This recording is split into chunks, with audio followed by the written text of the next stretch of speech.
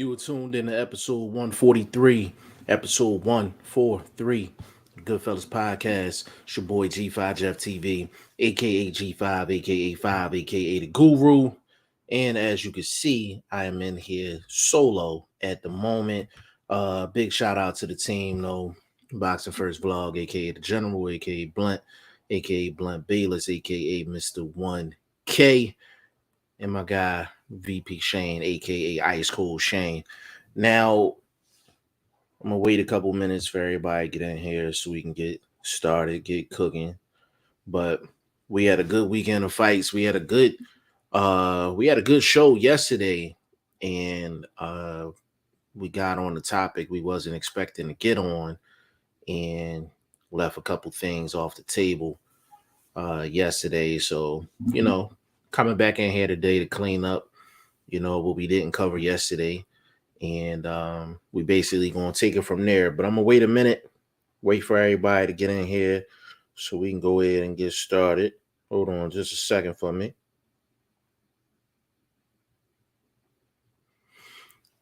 Now, since I'm in here solo, y'all know what to do. If you can hear me, put a 1 in the comment section, and I know we good on the audio, and then we can get started. Put a 1 in the comment section if you can hear your boy.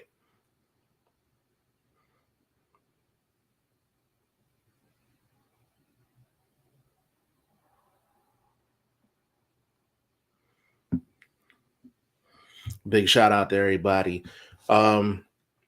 Just a brief overview. We're gonna cover a lot of upcoming fights that were announced.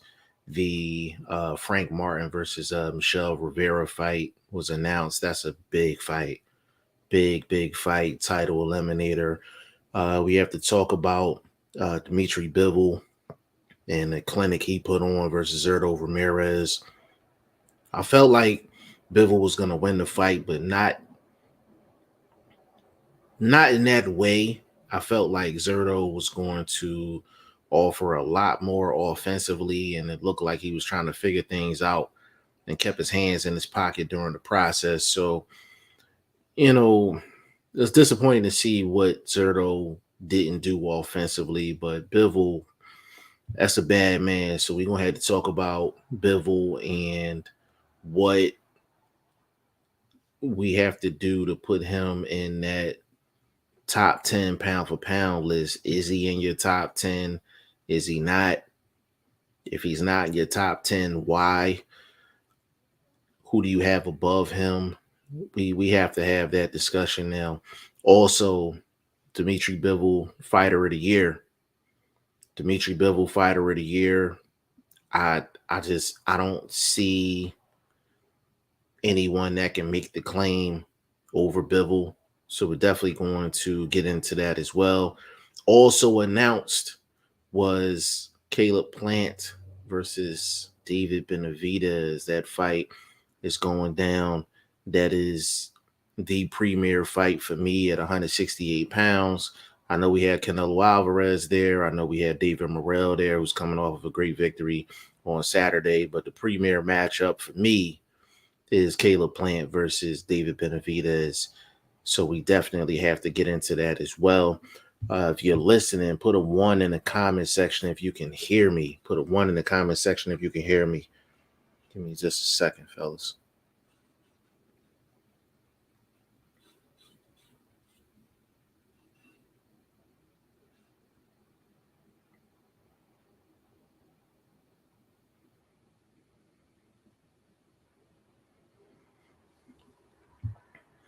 All right, we're going to go ahead and get started, though.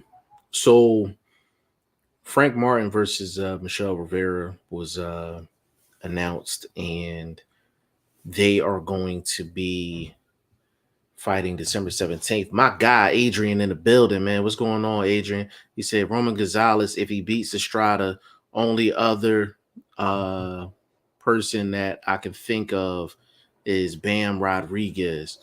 Good names. Good names. If yeah, I have to agree with that, bro. I have to agree with that. Those are really probably the only other two people you can mention. Even I would say Roman Gonzalez more so than Bam, because Bam kind of just popped onto the scene. I know we've known who Bam was for a while, but if I had to leave someone off, I would definitely say Bam out of that mix. But yeah, if Roman Gonzalez beats Estrada, then you definitely have to make that claim as well. So Adrian, that's a good point. I think Bivol makes my top 10. So my top 10 pound for pound is in no particular order. Okay. Um, Crawford, Spence. Hold on just a second, y'all.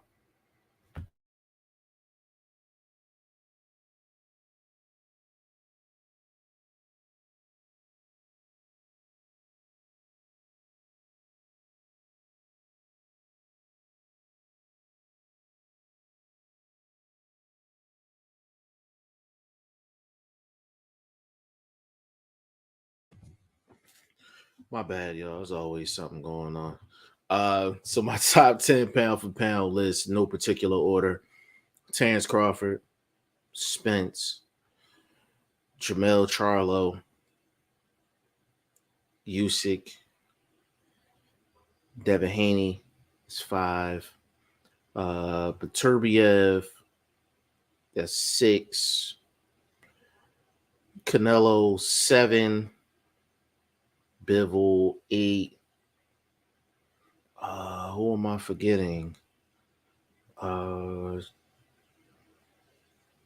Shakur is in my top 10. And I'm forgetting the name. I'm sorry. I done had a long day today, y'all.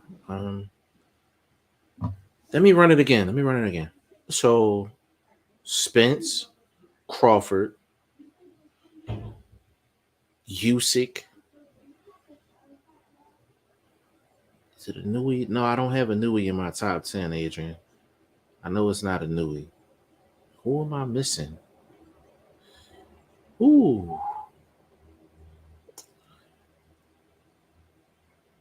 Let me see. So Spence, Crawford, Usyk. Then Jermel, Beterbiev, Canelo. That's 6.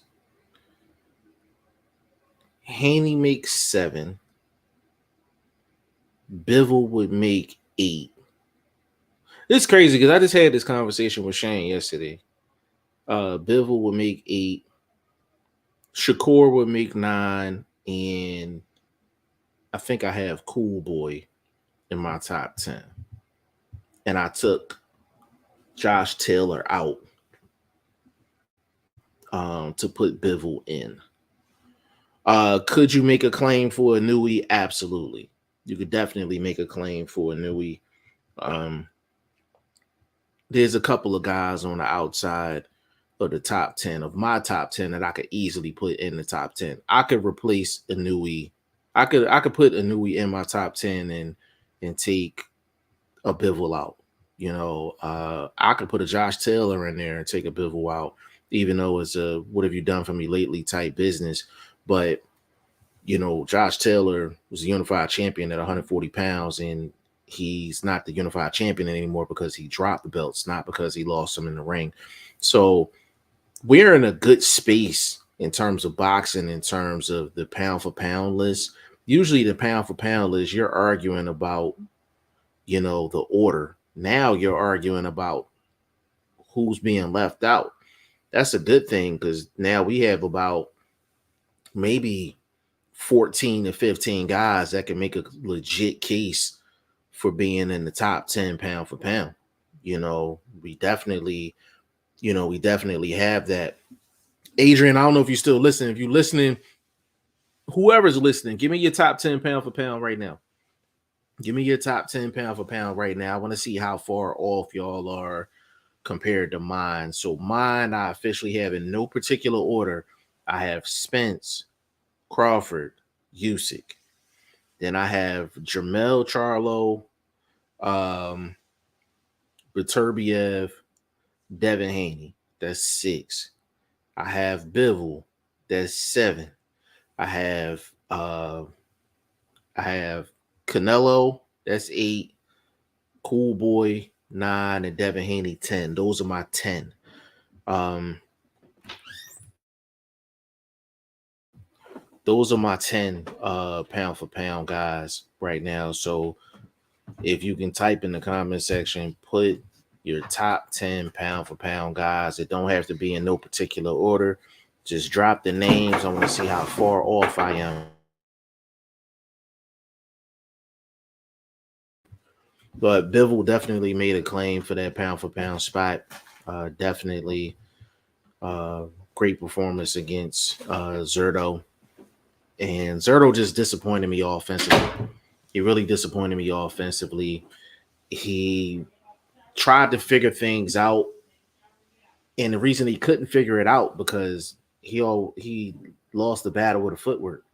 He lost the battle with the footwork. And usually with Zerto, and I said this before the fight, Zerto, he doesn't even pay attention to the actual footwork because he just goes in and just throws a lot of shots. It's just a lot of volume. So he doesn't pay attention to the footwork. So Bivol's the first person he actually stepped in the ring with, and the footwork was important.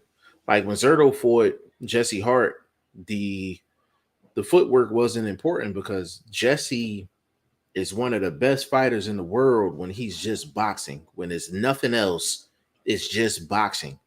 But he will give you an opportunity to square up and throw shots. And that's why footwork is not as important when you fight a Jesse Hart. But when you fight a Bivol, everything starts with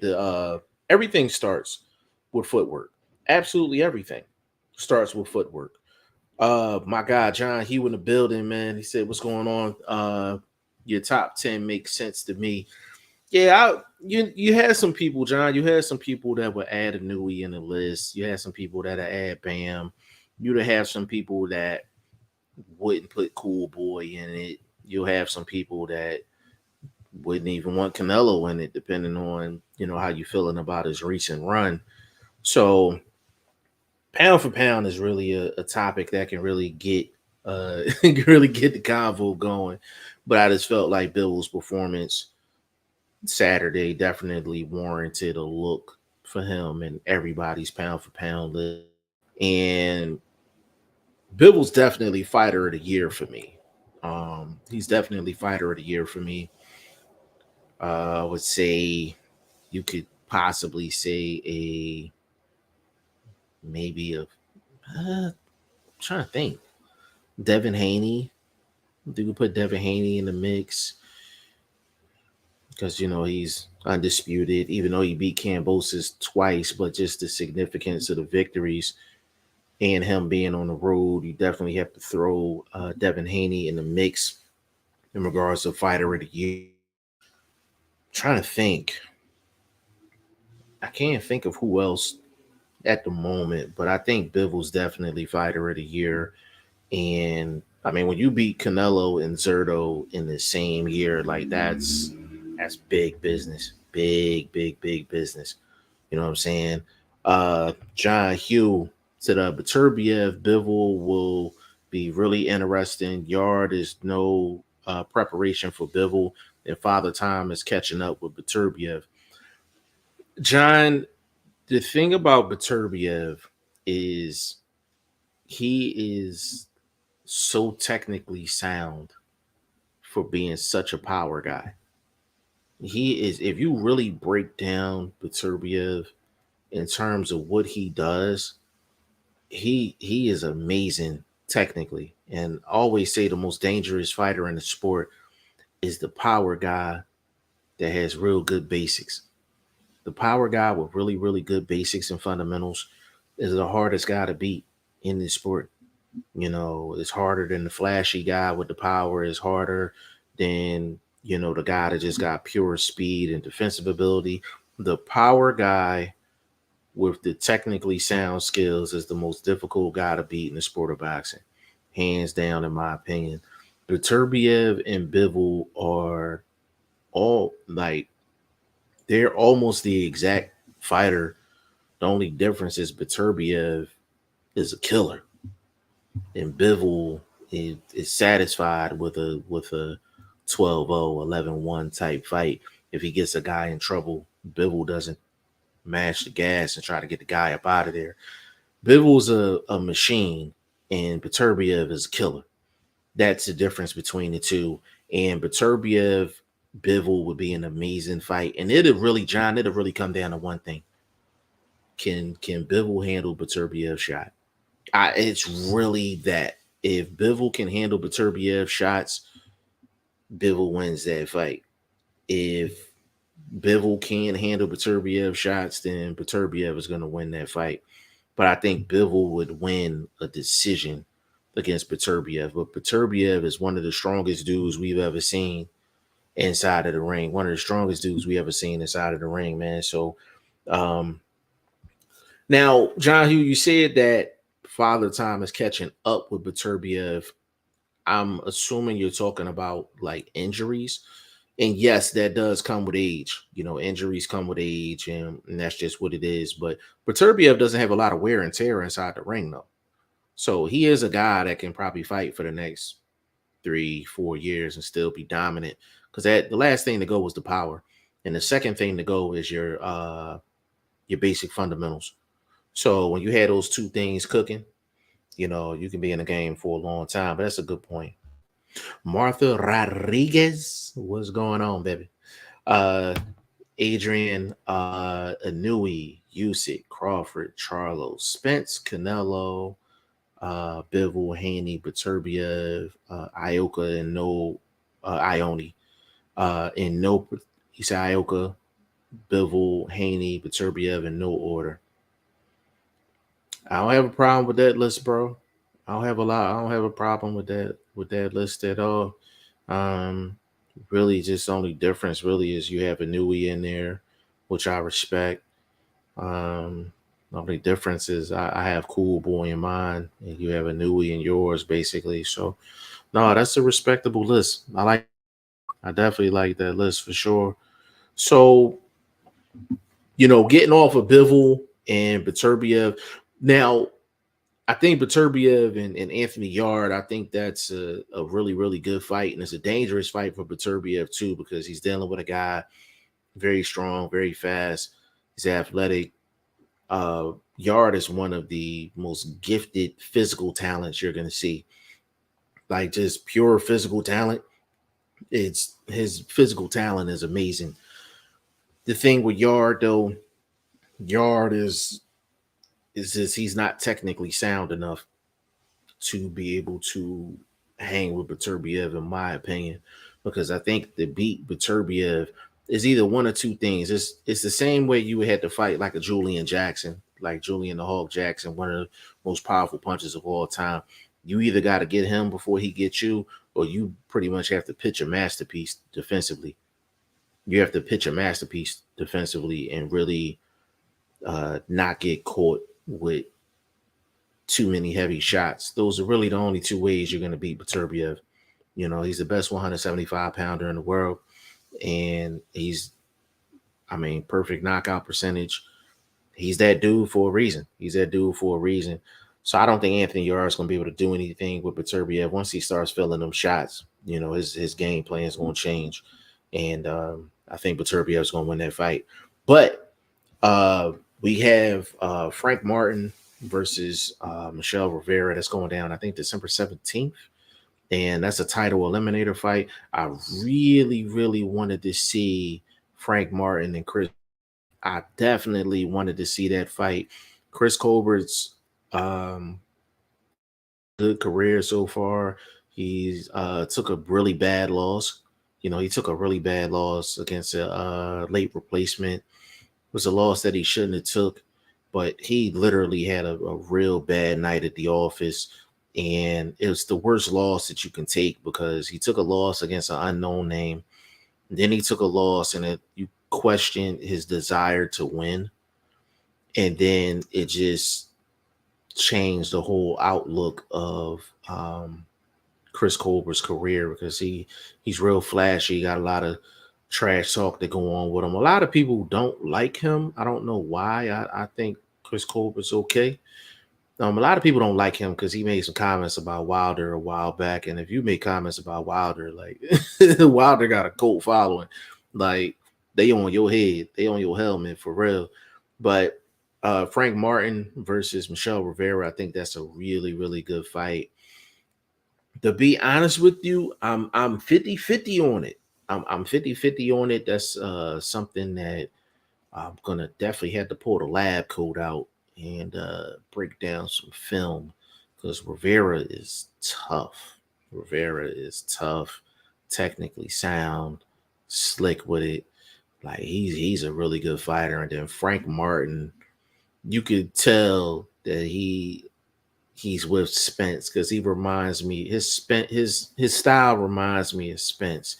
Just everything is just compact, straight punches, strong. Footwork is really good. And I'm not saying like flashy footwork. I'm talking about he wins the battle with a footwork almost every single time before he throws a punch. He goes through the proper process to put himself in the best position before he starts launching off his offense. And you have to credit that. You have to credit that to Derek James and just the training that they're doing over there. That's a really, really good fight. Really looking forward to that. So the people that's watching right now, definitely let me know who you like in that fight. Do you like Rivera? Do you like Frank Martin? Do you think Rivera's too big of an opponent for Frank Martin right now? Frank Martin is, career. I think he got like 20 fights, or if not, very close to 20 fights. And Rivera's been in the game for a little bit. So, do you think this is too much of a step up for Frank Martin? Do you think like this is the perfect time for him to take a shot like this? Let me know what y'all think.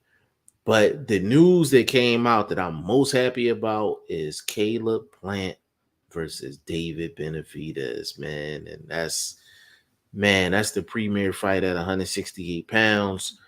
My guy Chris G, I'm pretty sure he's gonna be listening to this, but Chris G might be David Benavidez's biggest fan. And I know he's looking forward to the fight as well. And this fight, it's so many layers to it. It's so many layers to it because prior to Caleb Plant's victory over Anthony Durrell, a lot of people would have just said, Benavidez is just going to run through Caleb Plant. Caleb Plant don't punch hard enough. He don't have enough power. He's pillow fisted and all of that. But the thing I respect about Caleb Plant is Caleb Plant took his loss to Canelo and he had a decision to make. He could have looked in the mirror and said, okay, well, I made 10 mil off that fight. I could sit back and chill. Or he could have looked in the mirror and say, I got to get better. I have to get better. And he made the decision that he needed to get better. So Caleb Plant did a lot of leg work before that Anthony Durrell fight. He was in my city of Philly. Started working with Coach Breadman, and Coach Breadman is one of the most underrated trainers that we have in the sport of boxing. And of course, we know Breadman for being with J-Rock, and he just does quality work across the board. Very knowledgeable guy, keeps it 100% honest, and that's what you need out of a trainer. Just a very knowledgeable guy, and he checks his ego at the door. He's going to do his best for his fighter. And he had a really, really good camp here in Philly, but he was working in Philly prior to the Anthony Durrell announcement.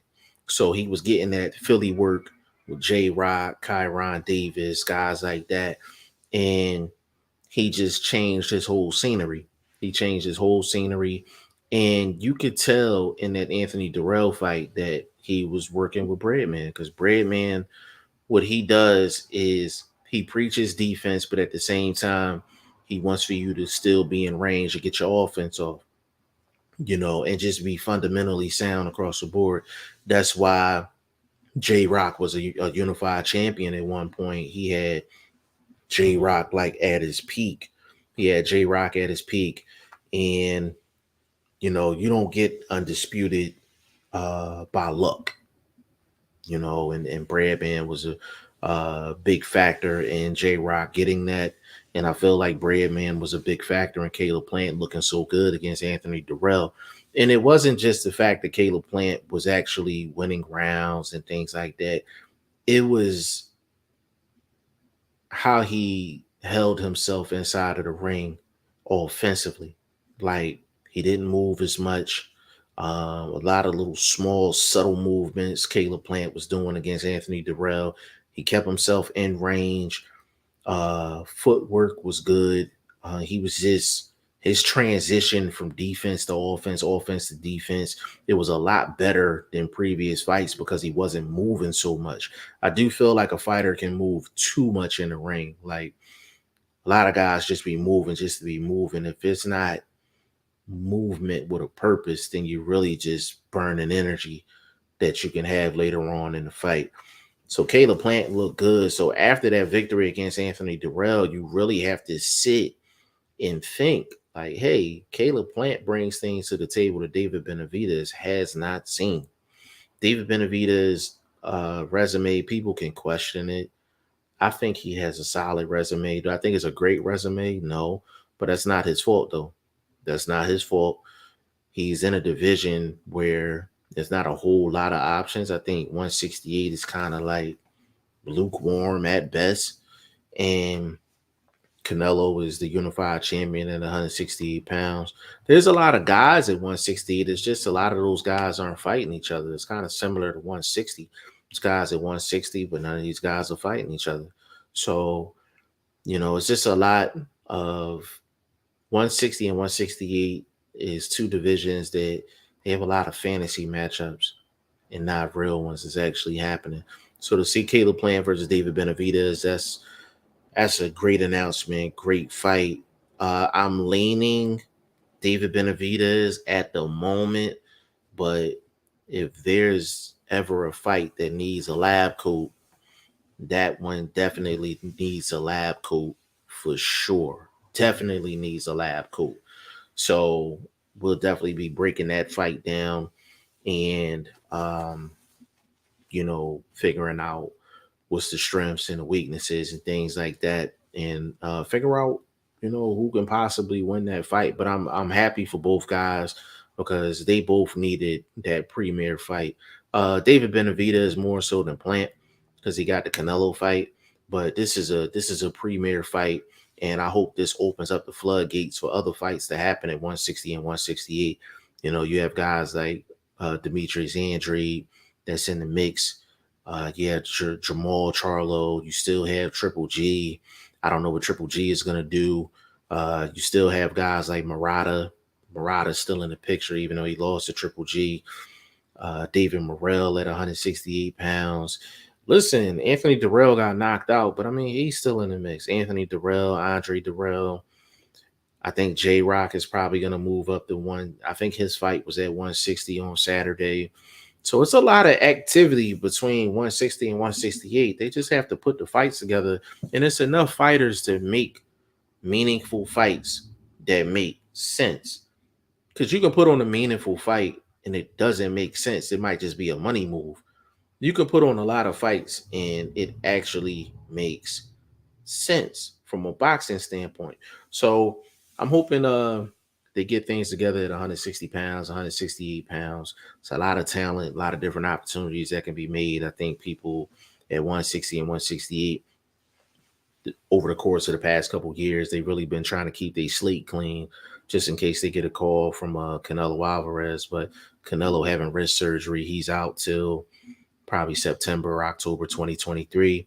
That's opportunity for these guys to actually get in and actually, start fighting each other and just raise, not only get a big check, but just to raise their boxing profile. The game doesn't start and end with Canelo Alvarez.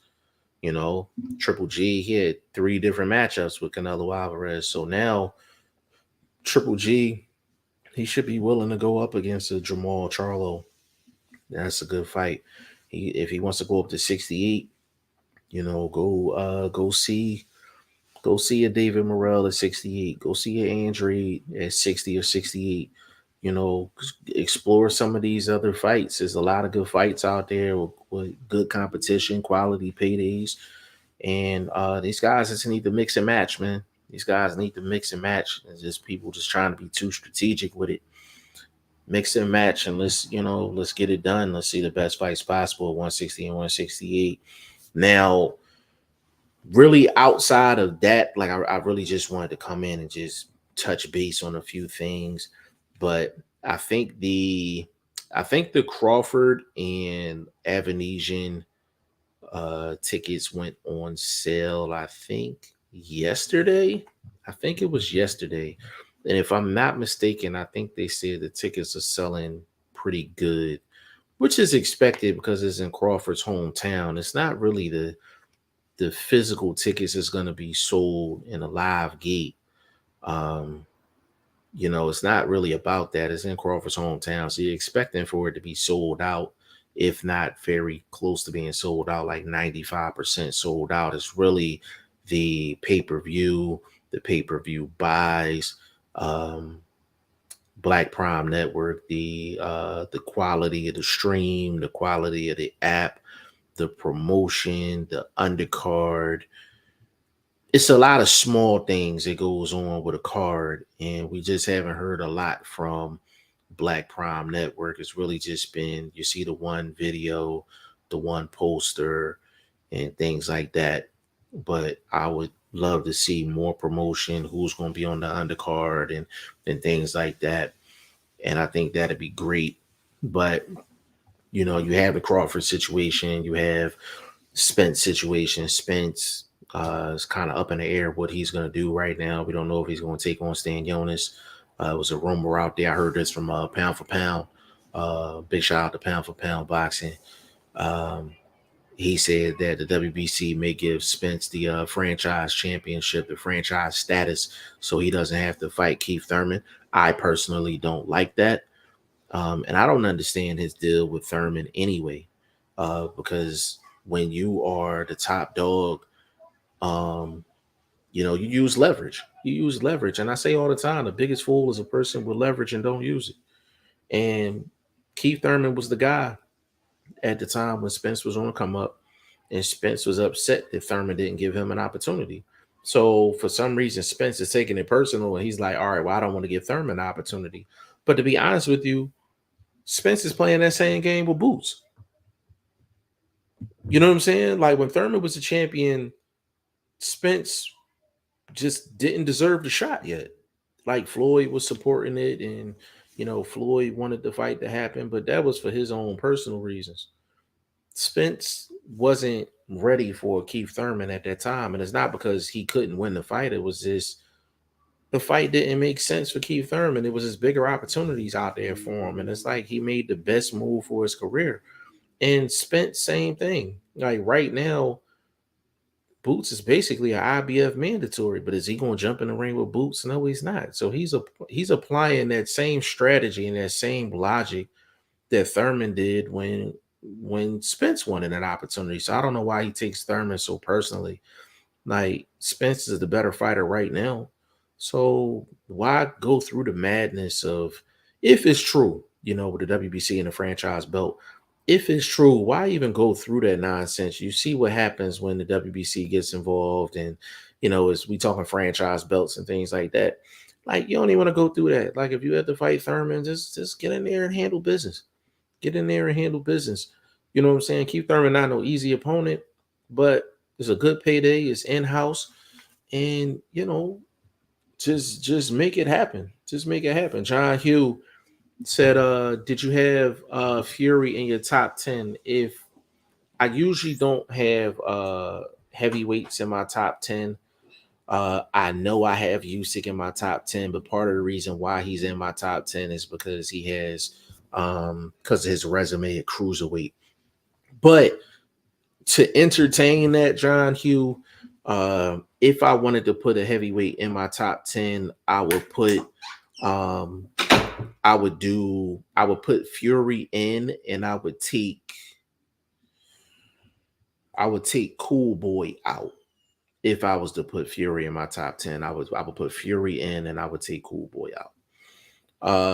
John Hugh said Boots is top 10 in my opinion, but just has not had a big fight to prove it yet. You sound like Blunt right now. You sound like Boxing First Vlog, man. You ask Boxing First Vlog. It'll tell you Boots is number one pound for pound. John Hugh, I will say this though. I will say this. Boots is physically the most gifted fighter I've seen since Roy. If I had to take out my 401k money and put it on somebody in a fight, I would put it on Boots. Like, and it's not only because what he's showing in the ring, it's because I'm from Philly, he's from Philly. I know what goes on in that Bozy gym, and he's a problem, bro. Like he's a problem. Like he's a problem on camera, off camera, in the gym, sparring, the whole nine. He's a gym rat. He's everything that you want in a fighter, in a great fighter. And like you said, he just hasn't had his opportunity to prove it yet. But if Spence doesn't get this Terrence Crawford fight, I would love to see Spence and Boots. I would love to see Spence and Boots. I think that's a great, great fight. And there's a lot of different opinions on that too. A lot of people think Boots is too green and Spencer, mow him down. But there's a lot of people that thinks Boots is just too athletic, too dynamic, and just Errol Spence really has too much, damage going on in terms of his body. And the young gun is gonna beat him. It's a great fight. From a betting perspective, I think Spence would be a slight favorite, maybe like a minus 170, 175. Boots might be a plus like 140, 150, something like that if I had to guess it out. But Boots turns into just pure talent. He's one of the top 5 most talented guys in the sport. That's separate from a pound for pound list. John Hughes said Boots is special. He is going to have problems with being avoided. So, John, the thing about that is that's why you position yourself from the sanctioning body standpoint. He can't be avoided for too much longer because he's number one in the IBF. He's number one in the IBF. So they have to see him. At some point, is either they're going to have to pay him step aside money, or the champion's going to have to either fight him, or the champion's going to have to drop the belt, and Boots is going to get an opportunity at the belt, a vacant strap against whoever. So either way, he's going to get his opportunity. The question is he going to get his opportunity against the premier name? Is he going to get it against Spence? Is he going to get it against Crawford?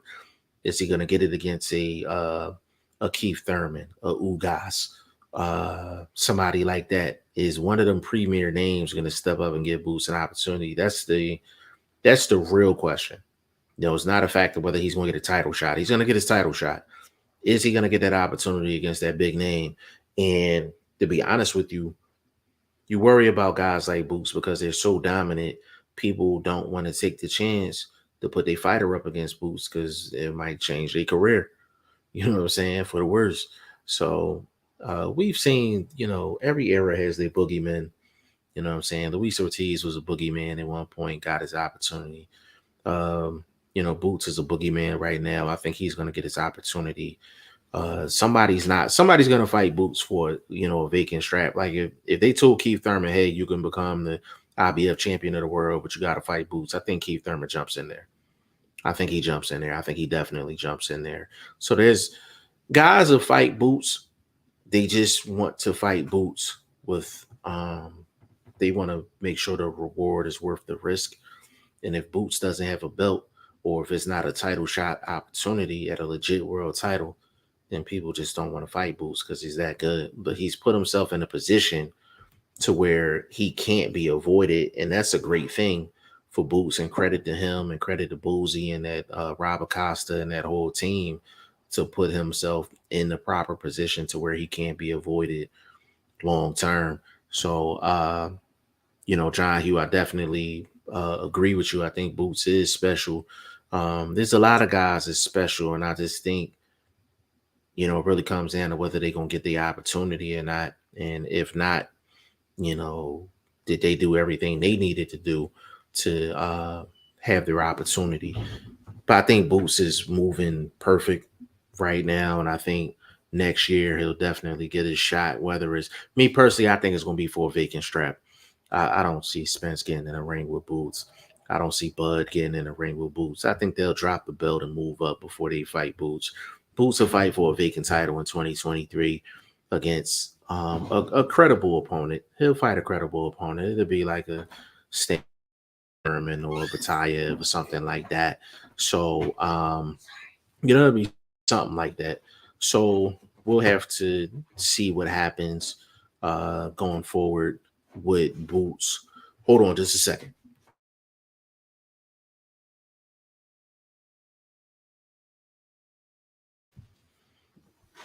Yeah, and before I jump off of here, I really want to touch on this issue. And again, I really just want to jump on here just to touch on the things we didn't touch on yesterday's show. But of course, this Spence and Crawford thing is still a hot topic, and why the fight didn't happen, things like that. And it's funny because it's so many different rumors going around, and they haven't fought yet, but it's truly a rivalry, and you can tell a rivalry when the boxing fans, they don't allow you to be a fan of both fighters. like like I'm a fan of Spence and I'm a fan of Crawford. They'll tell me like, hell no, like you can't be a fan of both. You gotta pick. You gotta pick between the two. So it's funny because the fans try to make you pick when you an actual fan of both. Like I like Spence, I like Crawford, but when you're negotiating in the public eye, big fights is not gonna happen. Big fights is not gonna happen. Period. And this negotiation has been in the public eye for about 7, 8 months. Like we think we know every single aspect of the negotiation, from Daniel Kinahan to just how much was Bud offered, how much was Spence offered. And I just feel like when you make a big fight like this, there's a lot of lawyers, there's a lot of um, legal people involved, and I honestly think the fighters don't be having all the information. I think the fighters don't be having all the information, and I know Terrence Crawford sounds crazy at times when he talks about it. Spence don't sound 100% clear when he talks about it. They get to arguing with each other, and I feel like they just don't have all the facts. I feel like they don't have all the facts. But I'm gonna tell you why I say that before I jump off of here. So, number one, there was a rumor out basically saying that Bud wanted $22 million, and they talked him down to $15 million, and he turned down a $15 million offer. This is why. This is why this rumor. I'm going to explain why this rumor doesn't make any sense to me. It makes absolutely no sense. And again, I'm not Team Spence. I'm not Team Crawford. I am Team make sense, don't make sense, and team the math works or the math doesn't work. So let's take that rumor, right? So if Al Heyman offered Terrence Crawford $15 million guaranteed for this fight against Spence, that means Spence should have been offered anywhere between 30 to $35 million. Where did I get that number? I got that number because it was reported that they agreed to terms. 65% Spence, 35% Bud. So if Bud was offered $15 million and it was a 65-35 split or a 70-30 split, then Spence should have been offered anywhere between 30 to $35 million. And let me ask you this question. If you believe this rumor, when has an Al Heyman fighter, when has an Al Heyman fighter, not a heavyweight and not named Floyd Mayweather, that got a 30 to $35 million guarantee from Al Heyman for one fight? Okay, three things: non-heavyweight, not named Floyd Mayweather, not named Canelo Alvarez. Again, non-heavyweight, not named Floyd Mayweather, not named Canelo Alvarez. what Al Heyman fighter has been guaranteed $30 to $35 million for one fight? The answer is absolutely nobody. Nobody. So that means that Spence would have been guaranteed 30 to 35 million if Bud was guaranteed 15. That means $50 million is in the pot, which means that Al Heyman would have basically put the same amount of money in this fight than he did Canelo Alvarez, Caleb Plant. Okay. So I'm not buying that. I'm not buying that. Then the second thing with the negotiations, I think Bud said he was promised they wanted him to agree to 35% of a non-guaranteed number. 35% of a non-guaranteed number.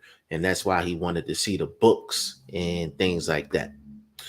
So let's take that rumor.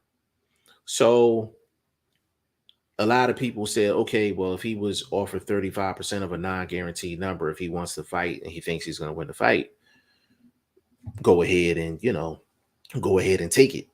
So we had people saying, hey, this is not the first time, a fighter has agreed to a percentage versus a guaranteed purse.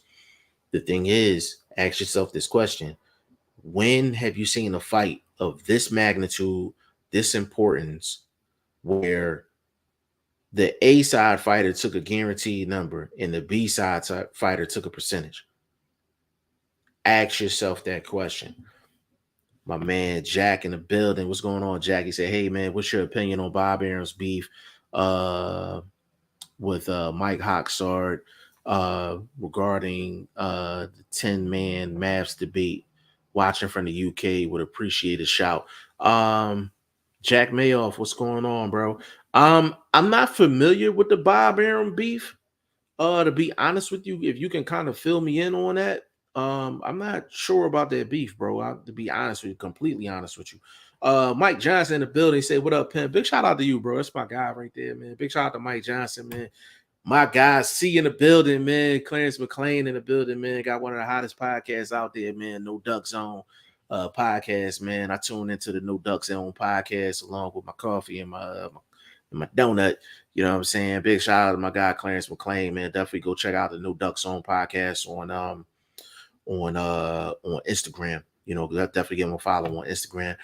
Michael Johnson said they said the books and Kinahan was the hold up, and it wasn't. A fighter has a right to see the books. The problem is, do you have leverage to ask? I agree 100%. And Michael Johnson, here's the thing, bro. Here's the thing. So the Daniel Kinahan thing, Kinahan's been in the mix for a while. Daniel Kinahan has been in the mix for a while. And Spence was actually at the Bud and Porter fight because him and Al was down there to negotiate with Daniel Kinahan and Crawford's camp to negotiate that fight. So Kinahan's been in the mix for a minute. So Kinahan wasn't the holdup. Kinahan wasn't the holdup. And Michael, it goes back to what I said before, man. Like, what fight of this magnitude where you have the A side guy taking a guaranteed number and the B side guy getting a percentage? And also my guy YSM put up a post saying that he put up an old article saying that James Toney and Roy Jones took percentages except for guarantees when they fought. The difference in that situation is both guys agreed to the percentage split with no guarantee, with no guaranteed number. Both of them agreed, not one, and not just one. Both of them agreed. So basically, if people believe that rumor of 35% of a non-guaranteed number and they think Spence didn't get a non-guaranteed number too, that's a lie. Every fight that Spence has ever fought with Al Heyman, he's always got a guaranteed number, no matter the significance of the fight. So why would he go from a guaranteed number in every single fight of his career with Al Heyman to take a non-guaranteed number against Terrence Crawford, which is the biggest and most defining fight of his career? Makes no sense. And that's not how Al Heyman gets down. Anybody know Al Heyman negotiations, man? Both guys get a guaranteed number up front, and then there's a percentage on the back end. That's how Al Heyman works. So I'm not buying that rumor. Michael Johnson, man, his name is Master Beat. Man, uh, yo, my guy Tree, man, what's going on, Big Tree? What's going on with you, bro? Hope all is well with you. Blaze Philly 215, man, what's good, bro? What's up with you, man? I think I'm, if I'm not mistaken, I think in our fantasy league, I think I'm making moves, brother. I gotta check my stand. I gotta check the standings, man. I'm back at it. Clarence McClain, appreciate it, bro. Yeah, No Duck Zone podcast, man. Definitely follow Clarence McClain on Facebook and Instagram. We got one of the best morning shows, period. You know what I'm saying? Michael Johnson, he said if they did happen, they figured he is one no big promoter and that he had no leverage. So that's the thing, bro. Terrence Crawford never had leverage, period. He never had leverage. He brought Kinahan in to try to get leverage, but it still didn't work out. So the problem with this situation is all of these rumors don't make no sense, Mike. None of these rumors make sense. They saying 65-35% with no guarantee. I'm like, that don't make sense because Al Heyman's never done that. He's never done that. Like, that's a fact. He's never done that. Offering a nine. When is Al Heyman offered outside of Canelo Alvarez and Tyson Fury? When is he offered a non-Al Heyman guy that much money? Fury warranted because Fury and Wilder was a Brinks truck. Canelo, he's a Brinks truck. Terrence Crawford, most of the PBC people will tell you Terrence Crawford's not a pay-per-view guy. He don't sell no tickets. He don't sell no pay-per-views. So if that's the case, then why would you offer him $15 million? It's so much about this situation. It makes no sense. And it's like I said, I'm not Team Crawford. I'm not Team Spence. I just pulled the old-fashioned calculator out. A lot of these rumors come down to numbers, and do the numbers make sense? And a lot of it don't. Blaze Philly 215 say working hard. I know you working hard, brother. I know you working hard. Fantasy football definitely a struggle this year for me. Yeah, man, it's crazy this year, bro. It's crazy. Clarence McClain coming to Philly next month. Yeah, man, pull up, man. Pull up, man. You got my number, man. Pull up. Let me know when. Make it happen, man, for sure. He said it's been a minute. Yeah. Blaze Philly, I have no anticipation that this fight is ever going to happen. For now, they will be in the downside of their career when it happens, just like Mayweather Pacquiao. You might be right, bro. You might be right. You might be right. I just wanted to let people know that the main rumors with Spence Crawford makes no sense. The main rumors makes no sense. It was the first rumor was basically Crawford was offered $15 million when he wanted 22. That means Spence would have been offered between 30 to 35 guaranteed. No Al Heyman fighter, like I said, no Al Heyman fighter, non-heavyweight, not named Floyd Mayweather, not named Canelo Alvarez, has ever made $30 to $35 million up front from Al Heyman. That's a fact. So I'm not buying that rumor. That 35% of a non-guaranteed number, but Spence got a guarantee, like Spence didn't get a guaranteed number neither. That's nonsense too. That's nonsense too. And then the other rumor where Bud said he knows an investor that was going to give both of them $25 million a piece. This is how I know the first rumor was a lie. So Bud goes to Spence. He says, hey, I got an investor that's willing to put up $25 million a piece, guaranteed. Spence says, all right, let me go ask Al. So let's go back, rewind to that first rumor. If Bud was offered $15 million from Al Heyman as an official offer, and it was a 65-35 split, that means Spence should have been offered $30 to $35 million.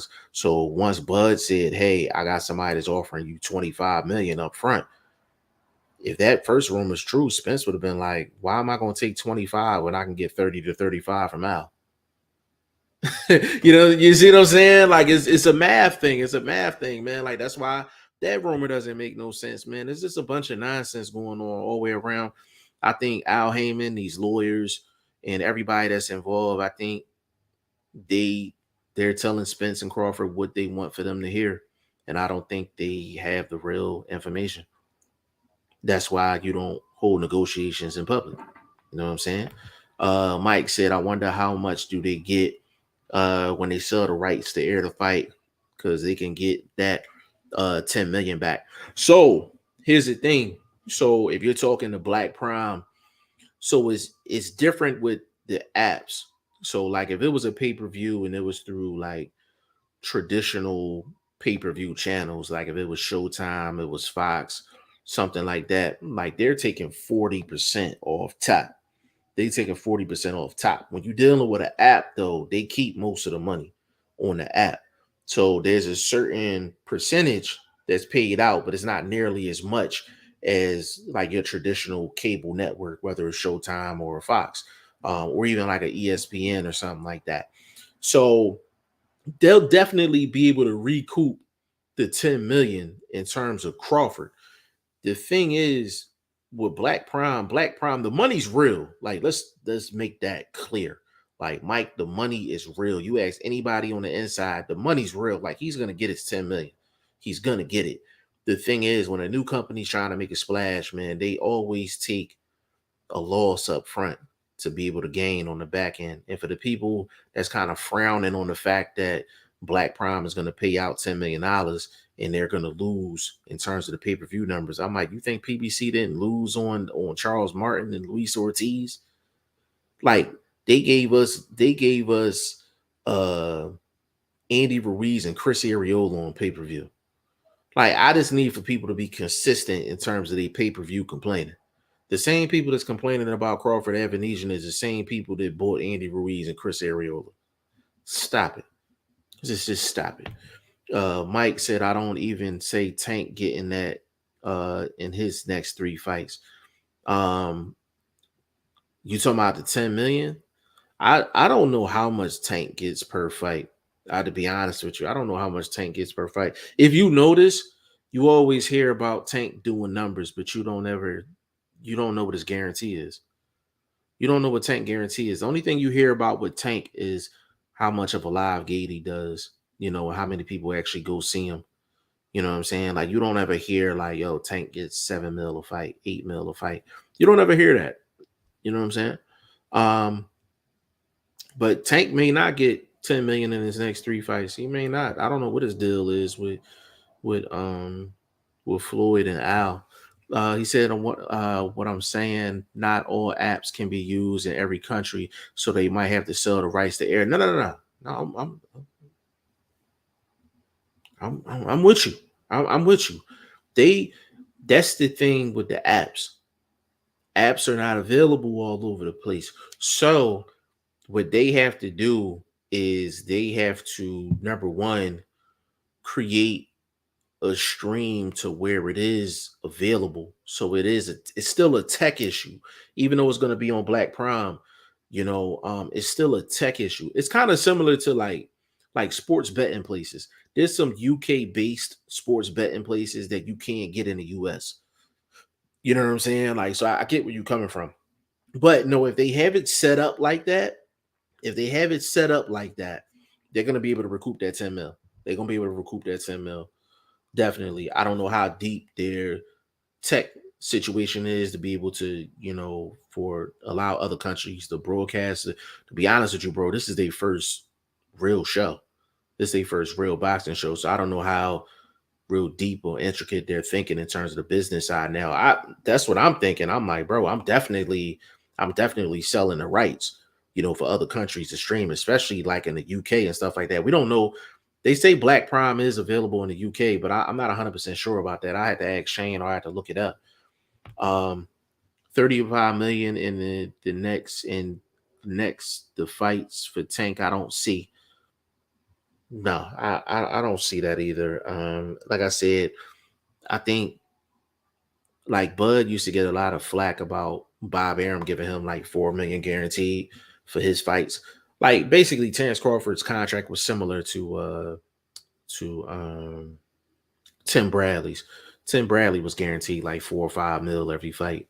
And basically Bud had basically the same contract.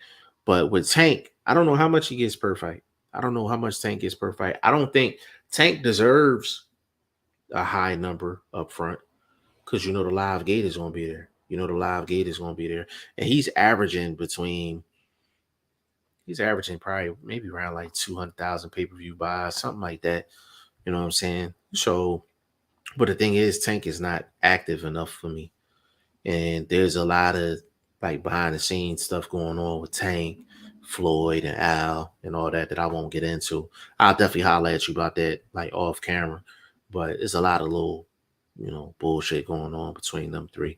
Uh, I know what you're saying. You saying you have to have the pipeline, and that's the thing, bro. I don't know if Black Prime has that pipeline yet, because if you think about it, so take this for instance, right? Say if they make Broner and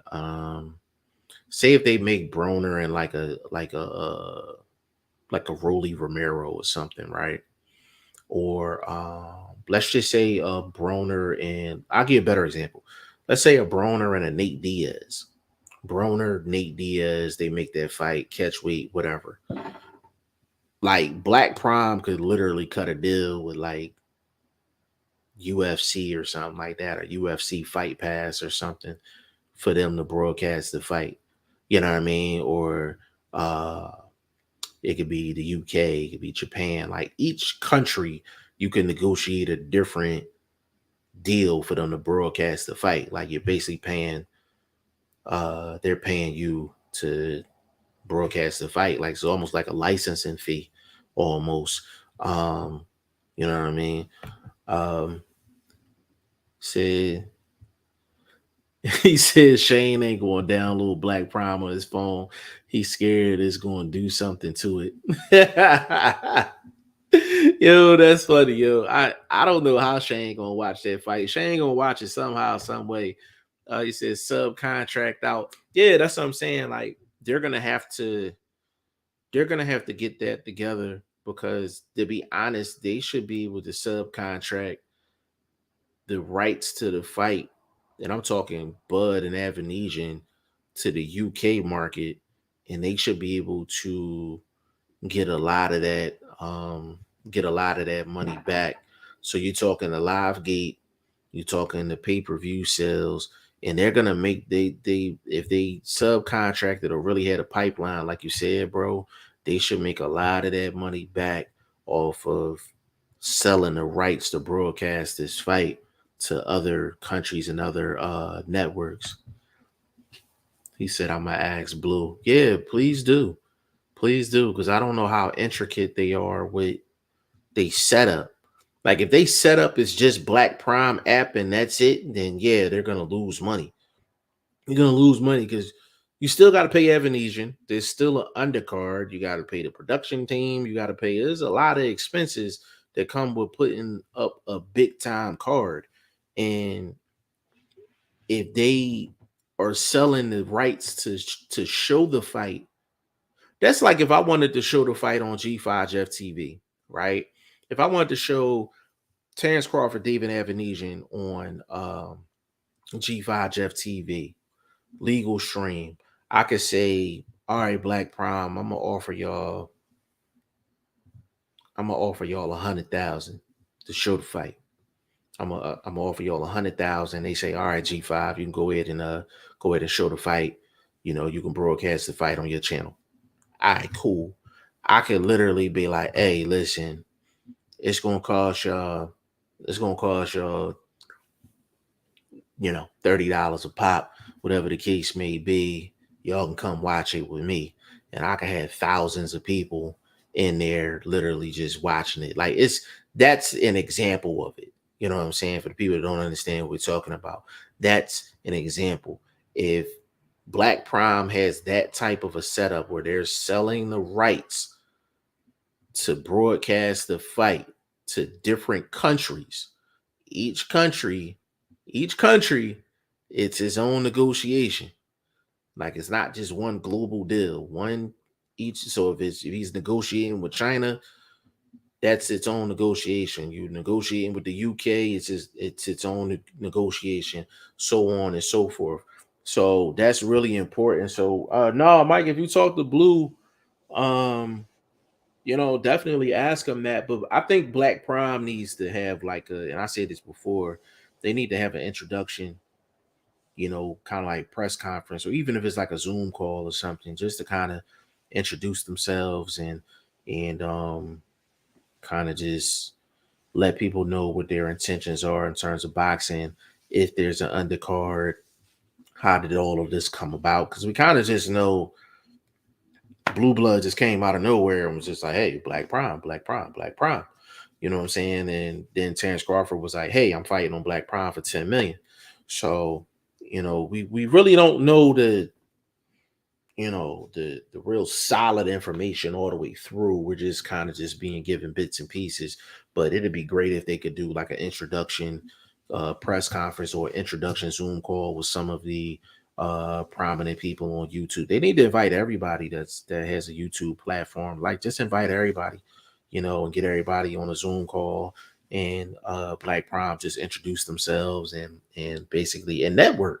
I think networking is huge, and I think it doesn't start with a blue blood. It doesn't stop with a blue blood. There's thousands of media outlets that Black Prime can reach out to and really create a dialogue and a relationship, and they can really see their numbers like gradually increase over the course of time. Mike said their social media print is too low. Yeah, it is too low. There's a lot of things. I just Mike, to be honest with you, I'm not gonna lie. Black Prime, I'm big on how professional the look is. The look, the layout. I'm really big on that. And it don't matter what race you are. If you have a new project or something, layout, whatever the case may be. I'm big on how professional the layout is. I'm big on how professional your look is. And Black Prime at this moment is not giving me the best layout in terms of not only the app, but the promotion, the PR, all of that. All is and I'm expecting some of these things from a new company, basically. But I need for them to put their best foot forward in regards to that, because I'm really, really, really big on that. Like, when they introduced Adrian Broner, like, and this is no disrespect to Blue at all. This is no disrespect to Blue. I feel like a better layout would have been, hey, we got a new signee, and you bring Broner on right before it starts. You know what I'm saying? If I'm not mistaken, I think Blue was on for over an hour, and it was like just a chair sitting there with a banner in the background. You understand what I'm saying? Like, I felt like it should have been like an official press conference with a Black Prime representative, Broner being there, and actually give it that look, give it that big time look. You know what I'm saying? And I just think they just need to increase their professional look in terms of the marketing, the promotion, the posters, the communication with media, the communication with YouTube media, just having an outlet where we can communicate with Black Prime. Black Prime can communicate with us. And this is a long-term thing. This is not just for the Terrence Crawford Avanesian fight. If they're going to you know, make their path and be 10 toes down in this boxing thing, I think that's an approach they need to take, just period, just across the board. I think it's important that they do that, going forward. But, I feel like regardless of all of this stuff going on, I feel like we're in a good place. I feel like we're really in a good place in terms of boxing. This is always something to talk about. We're getting good fights, regardless of what people are saying. We've had more unification fights in the last three years than we've had in the history of boxing, and that's a fact. That's a fact, hands down. I think people don't get one fight and they'll complain about the entire sport. Don't get it twisted. Like, we've gotten a lot. Go look at all of the unification fights we've got. in the last 3 years. Like boxing is in a really good spot. And I think we just have to do the small things to improve. It just need to be more. It needs to be more cross promotion fights where it makes sense. Where it makes sense. We're not stupid. Like we know if it's an in-house fight that makes sense, you're gonna take the in-house fight over the cross promotion fight. But it should be a situation where the zone and like a Showtime should be able to work something out where we can get Jamal Charlo and Jaime Munguia. Situation like that. That makes sense for both guys. Both guys need that fight. Both guys need each other at the end of the day. That makes sense. You know what I'm saying? Like that definitely makes sense. Mike, he said, man, they could have hired me. I would have put the banner on the table, use a real camera, and use the iron. Bro, bro. We was literally on I'm a part of this like Facebook group, and we literally said the same thing, bro. We was like, yo, they can bring me in as a consultant. And they literally took that banner out the plastic. Like they got that joint from Amazon or wherever they got it from, and they took it out the plastic and hung it up. They took it out the plastic and hung it up. Like, and that's what I'm talking about, bro. The professional look is not a professional look. Like that banner, it looked like they slept with the banner. Like you know what I mean? Now you put the blanket over you and that joint all wrinkled when you wake up in the morning. Like that's how it looked. It looked like that banner looked like crushed linen. You know what I mean? Just it's just wrinkled all over the place, man. Like, but these are the small things that people pay attention to. These are small things that people pay attention to. I pay attention to the promotion. I pay attention to the marketing, all of that. And I just think all of it is falling short right now. And I'm not the guy that's gonna support something just because it's black. Like I'm not that guy. Like I'm gonna support something because it gives a professional look, the product is good, and all of that. That's me. You understand what I'm saying? Because if it's a black person that has a black business, but your promotion and your marketing and your product is trash, I'm gonna say it's trash. I'm not gonna be like, yo, your product trash, but I'm gonna get this to you anyway because you're black. No, not me. Mm-mm, not me at all. Like, no, if your product is trash, if your layout is trash, I'm gonna tell you it's trash. No matter what race you are. You know what I'm saying? You have to put a good product out there in order for people to support it. And that's all I'm saying. He said, like how motherfucker look when they sleep with the clothes on. Yeah, man. Bro, that night of partying or whatever, and you don't make it to the bed, you don't make it no further than the couch, and you sleep and you wake up and it's just wrinkles all over the place. That's exactly how that joint look, bro. And I'm just like, bro, you can't have a situation like that. And then we're talking 10 million, 15 million, 20 million dollars being laid out. Like, come on, man. Like, come on. It's hard for us to believe you when you have stuff like that. Like, you don't sign a Crawford or a Broner and you don't have a press conference. Like, you don't have a press conference, you don't have a Zoom call. And again, this is no disrespect to Blue Blood. It's just levels to the professionalism that you want to see so you can get sponsors to actually support your movement, which is going to equal up to more dollars for not only the fighters, but the app, the Blue Bloods of the world, and every other media outlet that's going to work with Black Prime directly. It's just a right way and a wrong way to go about it. There's a professional way and a non-professional way to go about it. People can say what they want about the zone, but it's a professional look. You say what you want about ESPN Plus, it's a professional look. Even Pro Box TV only charge $1 a month. I think of $2 a month. They have a very professional look, and they stream is perfect. Like their stream is spotless. Big shout out to Antonio Tarver, Roy Jones, Paulie Malignaggi. And they got solid cards too. Solid cards. Fight TV. You don't have a problem with their stream. That's a good app. You understand what I'm saying? So there's a lot of examples of good solid professional apps that deal with boxing. We just want for Black Prime. We're gonna give them a little bit of a pass right now because they just getting started. But for future reference, you need to holler at your Michael Johnsons. You need to holler at your G5F TVs. You need to holler at your YSM Sports Medias, your Bushido Boxings, your Pound for Pounds. You know what I'm saying? Trendsetter Boxing and guys like that.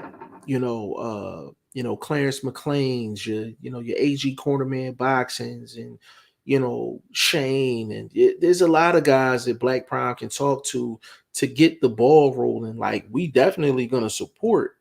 We just need to see certain things just to let us know, like, okay, this is the real deal. And we just haven't seen that yet. So hopefully Black Prime will be able to give that to us going forward. I think that'd be a great thing. And then with Black Prime is like, what is your contact information? Like, I reached out to Black Prime on Instagram. I ain't getting nothing back. Reached out to him, I think on Twitter or Facebook. I didn't get anything back. Who's your media person? Who's the person that handles your media requests? Who is the person that handles your public relations? Who's the person? Like, you understand what I'm saying? Like, this information should be readily available, because Top Rank, I know where to go to get that for Top Rank. I know where to get that for Matchroom. I know where to get that for PBC. All of that information is readily available. With Black Prime, it's kind of a head scratch. It's kind of a head scratch. So these are the small things that I think they need to do in order for it to add up to something big. And that's all we saying at the end of the day, man. But I done rambled enough. You know what I'm saying? Hour 16 minutes strong, dolo in this joint. You know what I'm saying? But definitely y'all held it down in the comment section, man. Got me from probably around like 30, 40 minutes to an hour 17. Big shout out to Michael Johnson, man. My guy, man. Appreciate you stopping through. Blaze Philly 215, Clarence McLean. My guy, Big Tree, man. I'm gonna hit you up, bro. Jack Mayoff, big shout out to Jack Mayoff. John Hughes in the building. Adrian, Martha. Um, Big shout out to everybody. Big shout out to everybody. Big shout out to my guy Mike Statton too. We'll probably do a proper rollout tomorrow. Probably had a team on here. We'll have Boxing First Vlog. We'll have Shane on here tomorrow. It's just something that I just wanted to do to kind of finalize what we did on the prior podcast. So I definitely wanted to get in on that. So you can find me all over the place, man. Facebook, Instagram, Twitter, everything G5FTV. Website G5FTV.com. It's basically under construction right now, but we're gonna get everything rolling out with that real soon. And just some personal shout outs, man. Big shout out to Scott. Had a good talk with him. Big shout out to Scott. Big shout out to Joseph Gwilt. Big shout out to Ty Finney, official family of the channel. Big shout out to him. And big shout out to Chris G, my boxing son, man. Talk to him all the time. Michael Johnson said, right on. Yeah, man. Appreciate you, bro. Appreciate you for sure. And hey, man, Black Prime, get with us, bro. Get with us, man. Get with the Michael Johnson boxing talking more. Get with the Michael Johnsons. Get with your G5F TVs. You need to get with us. You need to get with us because it's gonna open up a whole new landscape of things that you can do. And to be honest with you, the core of boxing really starts with us. It starts with the Michael Johnsons and myself, where we're tapped into what's going on Facebook. We're tapped into what's going on Twitter. We're tapped into what's going on Instagram. And these are the things that you need to take your app to the next level. So like I said, you have, I don't know what kind of deal you have with Blue Blood. Whatever it is, that's what's up. Cool. But if you really want to expand, you need to get down to the, nitty gritty, and you need to holler at us, and let's sit down and have a conversation, because anybody that's providing boxing, we're supporting. That's really what it comes down to. I'm not pro anybody. Anybody that's going to show me a fight, I'm cool with you. You know what I'm saying? Michael Johnson said, no, I don't. It was a joke. I don't think Blue would respond. Oh no, I thought you knew Blue. I thought you knew him, to be honest with you. I thought you knew him. You know what I'm saying? But um the thing is, even with that being the case, bro, like just to let people like Black Prime know, the Zone, Top Rank, PBC, your reach is bigger than your subscriber number. Your reach is bigger than your subscriber number, and I think they need to understand that. But when you tapped in, you tapped in. You know, Michael Johnson's tapped in. I'm tapped in. Like YSM is tapped in. You know, Bushido's tapped in. Pound for pound tapped in. A lot of guys are tapped in. Um, you said, yo, you see Tommy Fury's fight ain't on Box Rec. Yeah, I seen that. I seen that, and I don't know what's going on with that. To be honest with you, the Avanesian fight that he was supposed to have November 19th, I know that fight and the Bud Crawford fight was both on Box Rec at the same time.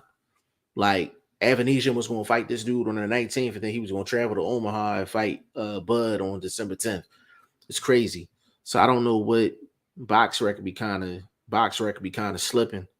You know what I mean? I know that's the official website to go to for, you know, schedules and fights and things like that. But there's a lot of fights that I be knowing about, and they don't hit Box Rec till like the last second. You know what I'm saying? So I don't know what's up with that, bro. But hey, man, on behalf of you know, VP Shane, aka Ice Cold Shane, big shout out to the little bro. Boxing First Vlog, aka the General, aka Blunt, aka Blunt Bayless, aka Mr. 1K. You out here working hard, man. Big shout out to my big bro. And your boy G5 Jeff TV, man, aka G5, aka 5, aka the Guru, on behalf of the staff. This was episode 143 of the Goodfellas podcast. We'll be back to you tomorrow with episode 144. Appreciate y'all.